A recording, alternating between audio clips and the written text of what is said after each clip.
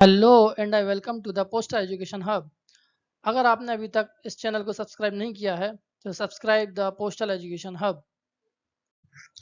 दोस्तों, आज 17 मई 2024 से जीडीएस रूल 3 के अंतर्गत जीडीएस का ऑनलाइन ट्रांसफर साइकिल मई 2024 स्टार्ट कर दिया गया है।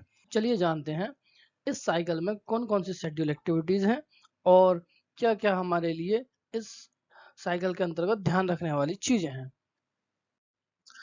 आप देख सकते हैं यह ऑर्डर 17 मई 2024 के दिन रिलीज किया गया है और इसमें GDS rule 3 online transfer cycle मई 2024 की शेड्यूल एक्टिविटीज लिखी हुई हैं। चलिए इन शेड्यूल एक्टिविटीज को समझते हैं बहुत ही आसान तरीके से।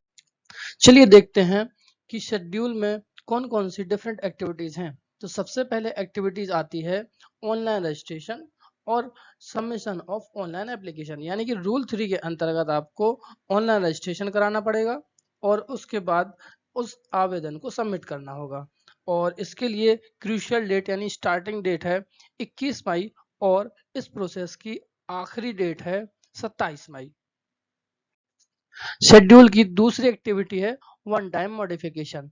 आपको अपने एप्लीकेशन फॉर्म में अगर मॉडिफिकेशन यानी किसी भी प्रकार का चेंज करना है या बदलाव करना है तो इस सेकंड एक्टिविटी में, जिसकी तारीख 28 मई से 29 मई है, इस डेट के बीच में यानी आपको 2 दिन दिए जाएंगे, आप अपने फॉर्म को मॉडिफाई कर सकते हैं। यहाँ ध्यान रखने वाली चीज ये है कि आप अपने फॉर्म में केवल ऑप्शन और प्रेफरेंस को ही चेंज कर सकते हैं। इसमें आप अपने नाम, डेट ऑफ बर्थ या डेट ऑफ ज्वाइनिंग वगैरह में आप किसी प्रकार का चेंज नहीं कर सकते हैं।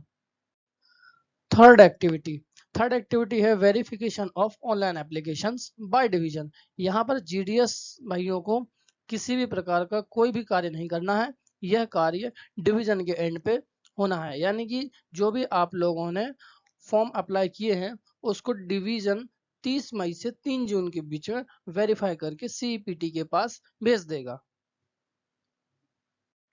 एक्टिविटी 4 में सीईपीटी द्वारा ट्रांसफर लिस्ट जारी की जाएगी। इस ट्रांसफर लिस्ट को 7 जून 2024 को जारी किया जाएगा और इसमें उन जीडीएस के नाम होंगे जिन लोगों का ट्रांसफर अप्रूव हुआ है।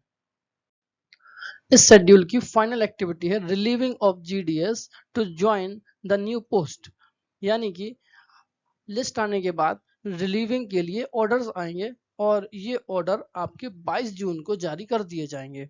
अब यहाँ पे ध्यान देने वाली बात यह है कि ये जो ऑर्डर्स आने वाले हैं 22 जून के दिन, इन ऑर्डर्स के बाद आपको रिलीव होने के लिए ऑफिशियल्स को हायर अथॉरिटीज की तरफ से प्रेशर दिया जाता है कि आप इनको रिलीज करें।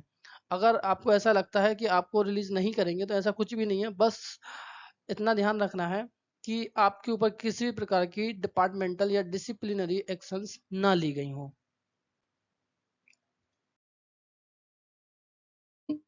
ऐसे ही इंफॉर्मेटिव वीडियोस के लिए पोस्टल एजुकेशन हब को सब्सक्राइब करें और हमारे टेलीग्राम चैनल को ज्वाइन कीजिए।